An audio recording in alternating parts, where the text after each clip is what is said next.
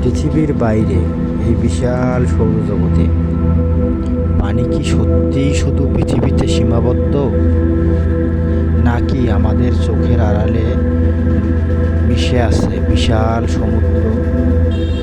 আজ আমরা খুঁজে দেখব সৌরজগতের কোন কোন গ্রহে পানি আছে এবং পাওয়া গেছে, আর বিজ্ঞানীরা কিভাবে সেটা খুঁজে বের করেছেন।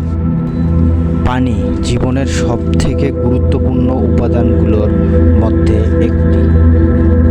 আমরা জানি পৃথিবীতে পানি আছে বলেই জীবন সম্ভব হয়েছে, কিন্তু প্রশ্ন হলো পৃথিবীর বাইরে আমাদের এই সৌরজগতে কোথাও কি পানি আছে? এই প্রশ্নটাই বিজ্ঞানীদের অনেক বছর ধরে ভাবাচ্ছে। বর্তমান গবেষণা অনুযায়ী সৌরজগতের বিভিন্ন জায়গায় পানির সন্ধান পাওয়া গেছে, তবে বেশিরভাগ ক্ষেত্রেই সেটা বরফ আকারে। পানি বলতে আমরা সাধারণত তরল পানি বুঝি।